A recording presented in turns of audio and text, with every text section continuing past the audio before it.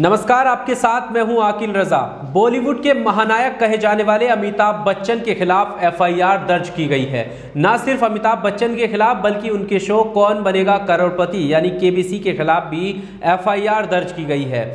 उन पर आरोप लगे हैं कि उन्होंने हिंदू भावनाओं को आहत करने का काम किया है। ये आरोप क्यों लगे हैं और क्यों उनके खिलाफ एफआईआर हुई है और आखिर उन्होंने ऐसा क्या काम कर दिया जिससे हिंदू लोगों की भावनाएं आहत हो गई, आहत होने के उन पर आरोप लगे। इस पूरे मामले को हम विस्तार से आपके सामने रखने वाले हैं। दरअसल कौन बनेगा करोड़पति में उनके साथ दो अतिथि आए हुए थे, जो कि एक सामाजिक कार्यकर्ता बैजवाड़ा बिल्सन हैं और दूसरे अनूप सोनी हैं जो कि अभिनेता हैं। ये दोनों अतिथि के तौर पर उनके शो में कौन बनेगा करोड़पति में आए हुए थे। इस दौरान उन्होंने एक सवाल पूछा। इस सवाल को लेकर विवाद ने जन्म ले लिया। सवाल क्या था ये अब मैं आपको बताने वाला हूं।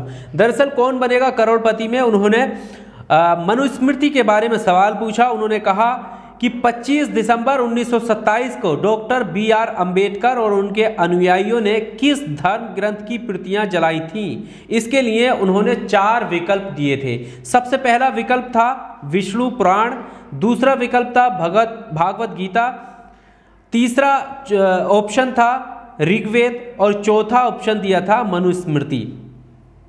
यानी ये सवाल था कि 25 दिसंबर 1927 को बाबा साहब डॉक्टर भीमराव अंबेडकर ने किस ग्रंथ को जलाया था, दहन किया था।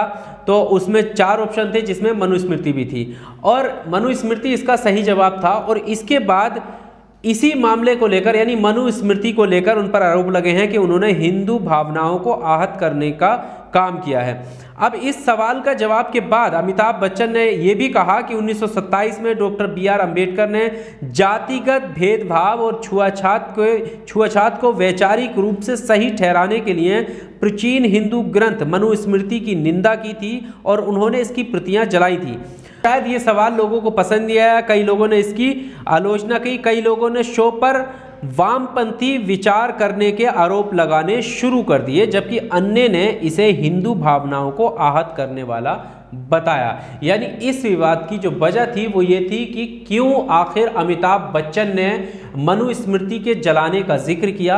यानी जो 1927 में जिस ग्रंथ को बाबा साहब डॉक्टर भीमराव अंबेडकर ने जला दिया था, ये मानते हुए कि ये ही बुनियाद है जो समाज में भेदभाव या जाति का दुष्प्रभाव फैलता है, उसको माना था और इस वजह से उसकी प्रतियां जलाई थी ताकि ऊंच नीच समाज में खत्म हो जाए और जो जाति व्यवस्था जो मनुस्मृति से ली गई थी उसको खत्म कर दिया जाए। इसलिए उस ग्रंथ को जलाया था। जैसे ही ये सवाल पूछा गया और इसके बाद अमिताभ बच्चन ने इसके बारे में बताया कि डॉक्टर भीमराव अंबेडकर ने इसको क्यों जलाया था, उसके बाद से इस प्रोग्राम का और अमिताभ बच्चन का विरोध होना शुरू हुआ और उसके खिलाफ लखनऊ में एफआईआर भी दर्ज कर ली गई है।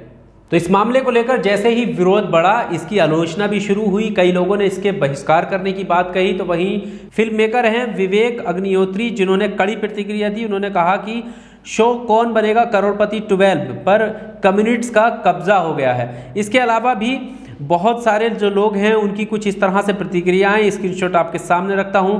नितिन शर्मा हैं जो बॉयकॉट केबीसी कह रहे हैं, KBC should rename it show as कौन बनेगा कम्युनिस्ट, यानी कम्युनिस्ट होने का आरोप लगा रहे हैं। इसके अलावा माधवी भट्ट हैं जो लिख रही हैं this is out of desperation to show B R. Ambedkar as anti Hindu which he was not. They want to divide Hindu community on the basis of caste. They are stripped themselves through these kind propaganda.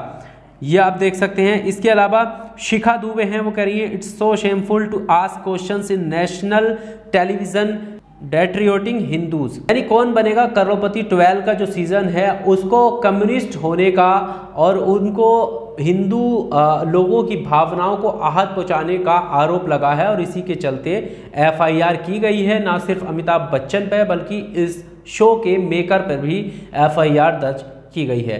इस मामले को लेकर आपका क्या कहना है, आप भी अपनी राय कमेंट बॉक्स में हमें ज़रूर दीजिएगा। वीडियो अगर अच्छा लगा हो तो लाइक कीजिए, शेयर कीजिए और अभी तक अगर आपने चैनल को सब्सक्राइब नहीं किया है तो प्लीज़ सब्सक्राइब ज़रूर कीजिए। शुक्रिया।